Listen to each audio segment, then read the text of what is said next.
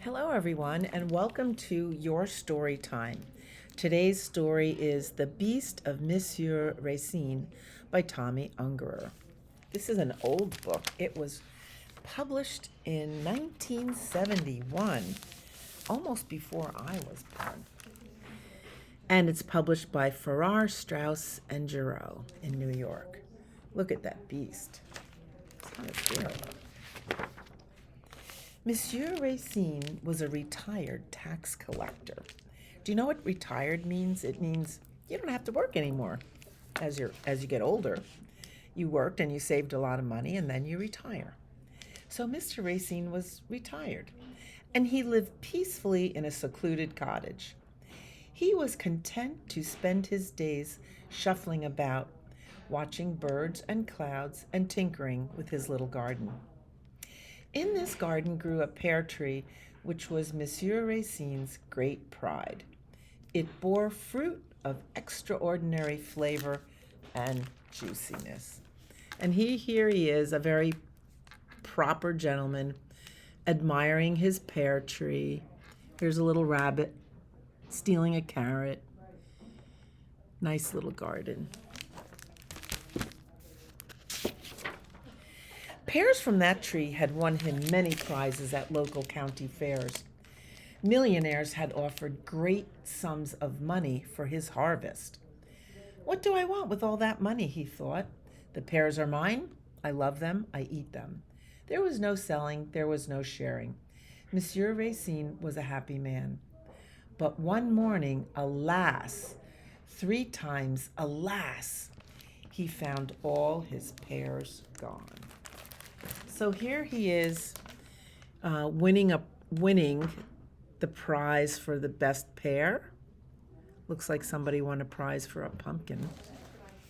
And here he is looking out his window one morning at his empty pear tree.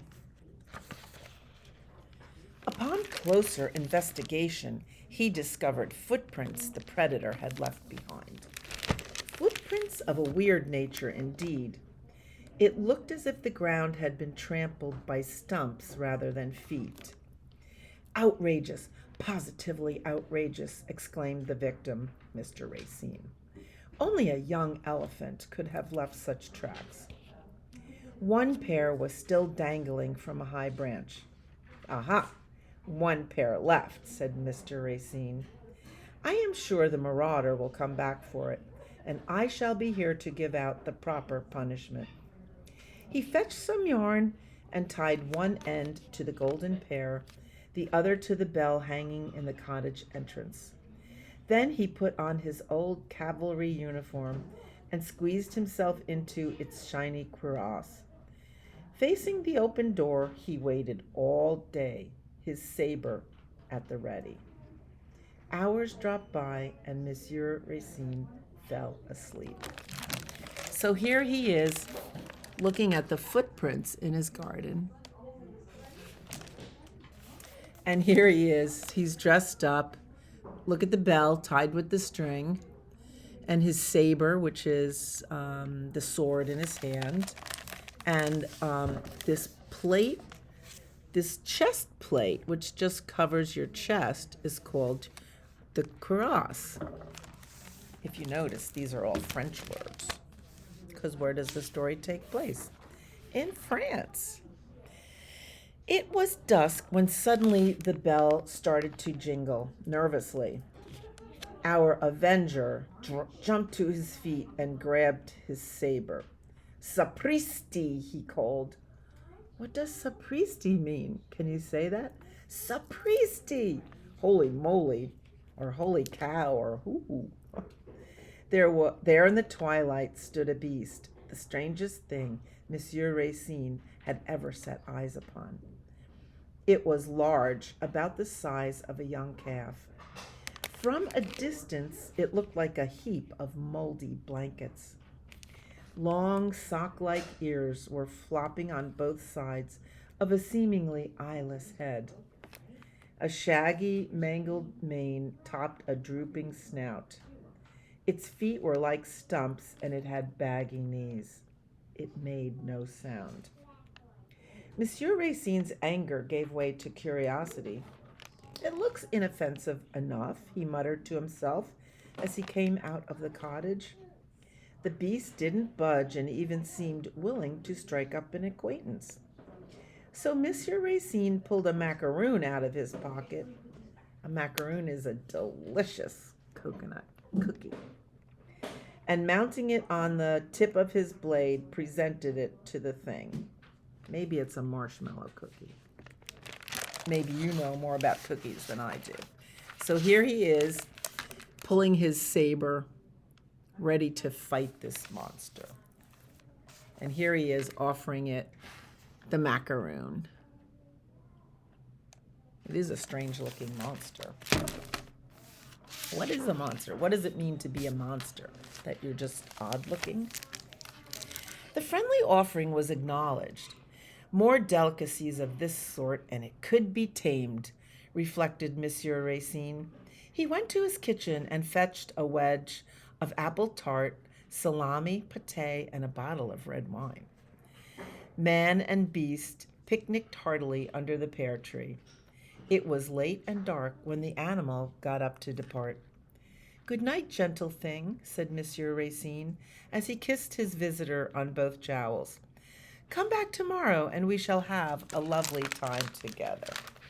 And here he is looking in his pantry. He's grabbing the bottle of wine and holding the salami in his hand. On the table is the pâté and a slice of pie. Yum. And here they are, enjoying their repast. Looks good to me, under the light of the full moon. Making me hungry. Late every afternoon, the beast came back, and every night it vanished into the forest it had come from. It was especially fond of cookies, chocolate, and ice cream. So eager was Monsieur Racine to please his guest that he installed, at great expense, a refrigeration system to preserve vats of ice cream delivered from the city. On rainy days, they would just be cozy on the old sofa Monsieur Racine had inherited from his Aunt Sophie.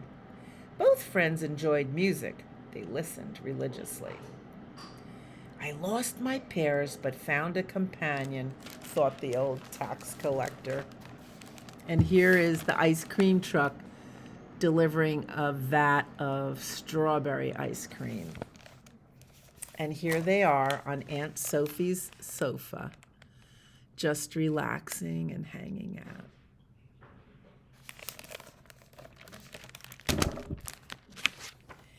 On sunny days, when road conditions would allow it, he would load the beast in a trailer pulled by his motor tricycle.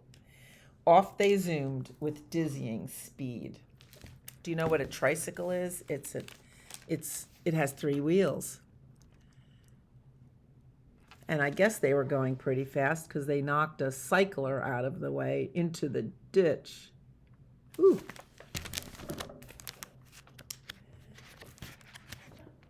The animal was playful, and Monsieur Racine built a whole playground for its rompings. Some sight it was when the old man and his pet frolicked all over the place. Here they are going down the slide. I'll bet you like to go down the slide. Swinging on a swing and playing hide and seek.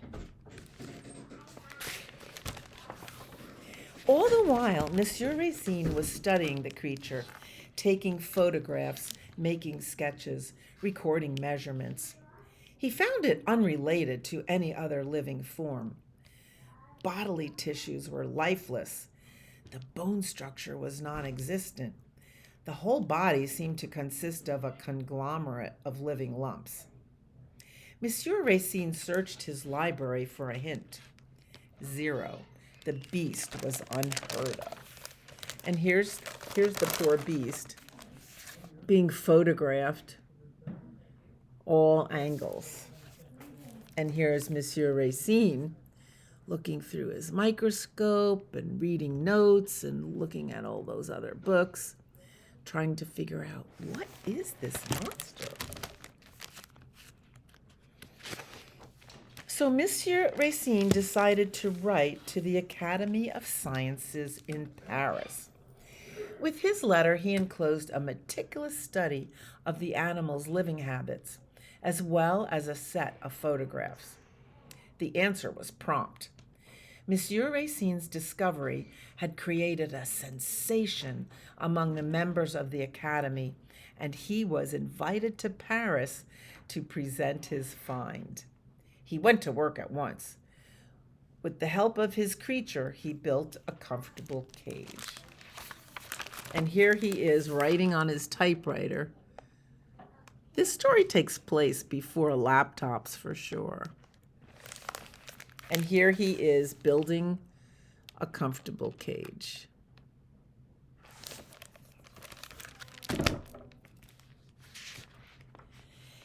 The cage was carted at government expense to the nearest railroad station. Look at this fine picture spread.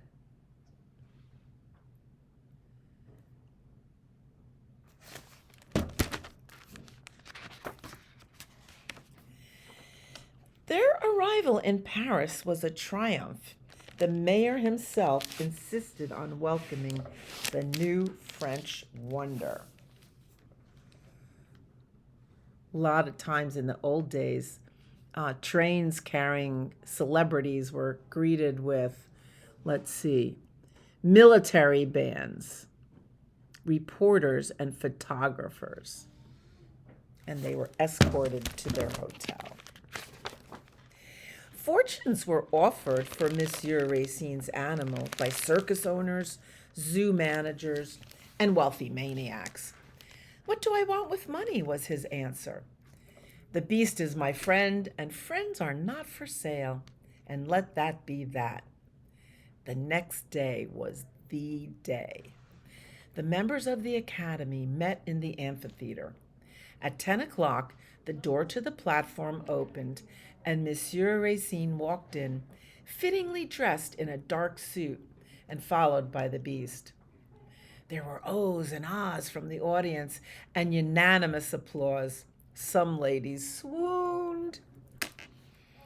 At the podium, Monsieur Racine was now ready to make his presentation. Messieurs, mesdames, honored members of the Academy. And then something happened. Well, here is a picture of rich people offering money for the beast.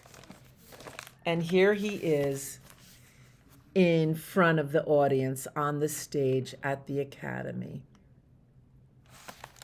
I wonder what incredible thing could happen.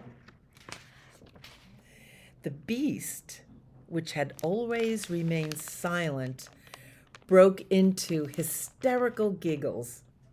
Shaking, rolling on its side, it ripped and tore itself apart.